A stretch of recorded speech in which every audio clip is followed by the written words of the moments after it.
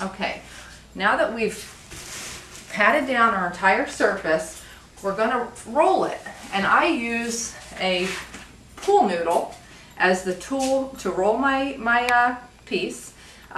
Doesn't matter the condition. This one's been eaten by my dog. It'll still be effective. I'm going to want to very loosely roll my piece like a jelly roll. Oops, let me get the soap off or we'll have a problem there. And as I roll it, I'm going to bring it closer to me. I want to keep my fibers in place. And now I see where I have some room to finish the design that was hanging off the edge. So I'm going to take a minute to do that right now. I've completed the unfinished side of our project, and now I'm going to simply wet it down and finish rolling it. You will not be able to tell which side was the one that we had to fix. It will all work together beautifully, and you'll never know that we had an issue. Okay, so I'm going to finish rolling my piece, and remember, when we do our first series of 100 rolls, we don't want to roll it too tight, because all that we're trying to do here is make sure that the water and the soap is evenly distributed, and we're just going to get the felting process started.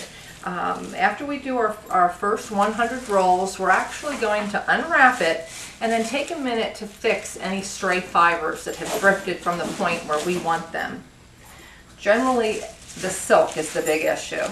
I'm using old pantyhose to go ahead and tie up my jelly roll on here.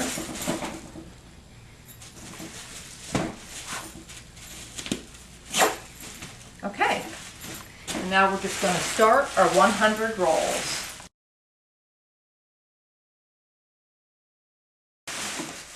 Okay, we're coming to the end of our first series of 100 rolls, and so we're going to open up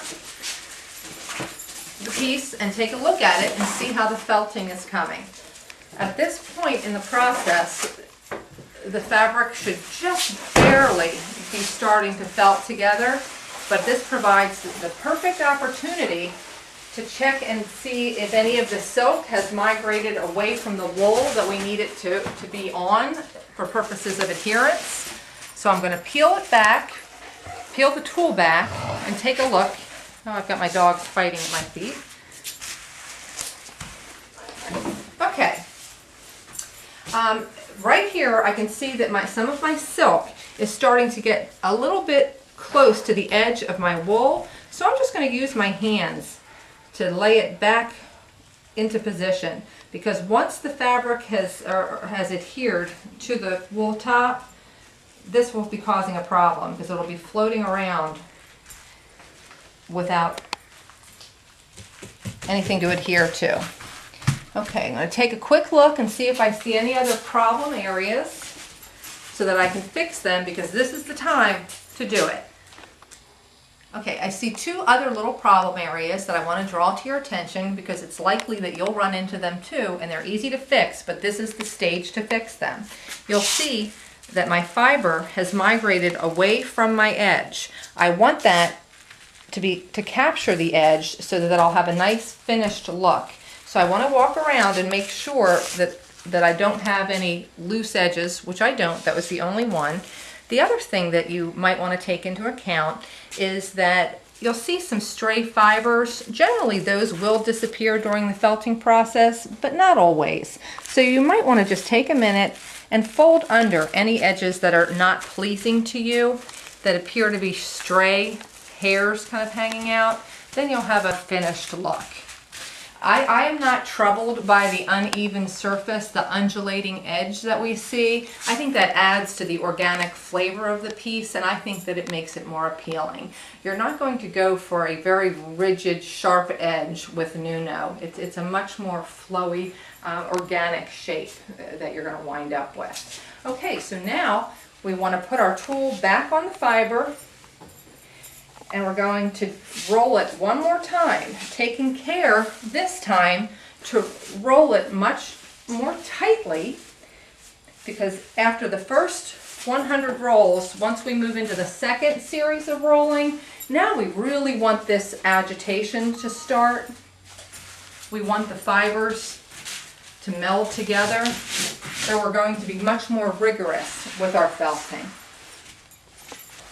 Okay, so I've got my trusty noodle, and I'm going to be very tight with my wrapping. I know that my fibers are positioned well. I've handled all of my trouble spots, and now that the fibers have been rolled once, they're going to be less likely to migrate, and so I can start to increase my pressure, and the bubble wrap combined with the force of my hands as well as the water and the soap are going to work to get those fibers rubbing together so that they lock in and start to felt properly. Okay.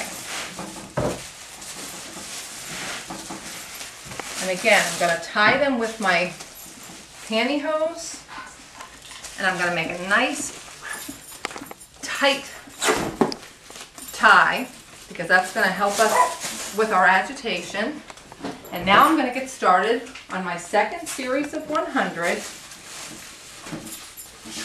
taking care to exert a little bit more pressure this time so that we can see some good felting going on. Again, I'm going to assume the position with my right leg forward, my left leg behind it. I'm going to lean into the roll so that the full force of my body is behind it. And I'm exerting a little bit more effort. I'm working with a very long piece now, so I'm going to actually want my arms to be moving all the way out and then rolling all the way in so that I'm getting good coverage when I do the roll.